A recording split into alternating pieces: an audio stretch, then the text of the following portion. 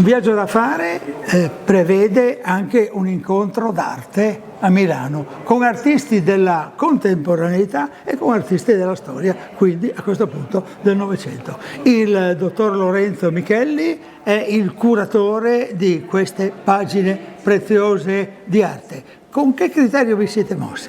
Insomma, con il direttore artistico del progetto nel suo insieme Massimiliano Ignazio Flori abbiamo deciso di selezionare opere d'arte dalle collezioni dei nostri musei, intesi come giacimenti culturali, come miniere, no? Per che in parte sono anche nascosti, è vero? Sono un po' nascosti, ma soprattutto l'idea di farli portare, di prelevarli e di dargli una nuova vetrina, perché di questo si tratta, si significa anche valorizzarli, e devo essere sincero che essi stessi rispondono in maniera diversa, vengono rinnovati nel loro essere insieme in un altro luogo.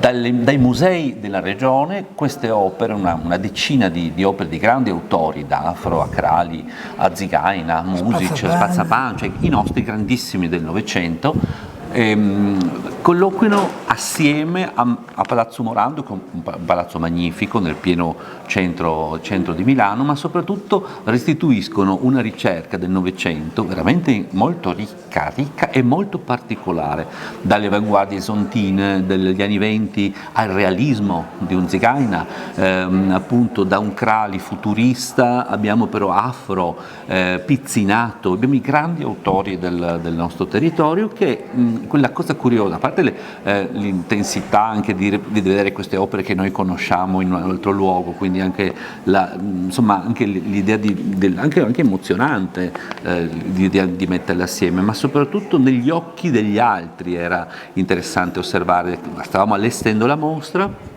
e gli operatori museali di Palazzo Morando erano molto colpiti, no, dall'alto profilo della nostra ricerca.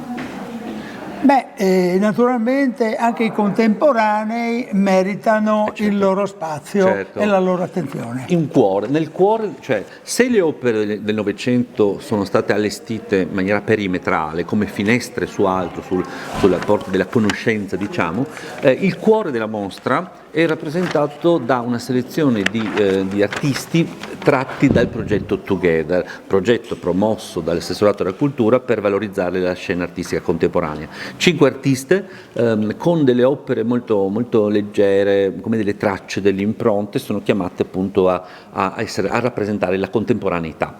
E sono Giulia Iacolutti, Anna Pontel, Banafesh Ramani, Francesca Piovesan e Marina Ferretti, che sono appunto, fanno parte, mostrano quello che è una parte della nostra ricerca artistica contemporanea attualmente in essere. Abbiamo detto molte cose, ci mancano soltanto le date. Le date per un mese dall'inaugurazione il 14, ma l'apertura al pubblico gratuito è naturalmente dal 15 di maggio al 15 di giugno, un mese di tempo per visitare una mostra molto molto interessante a mio avviso.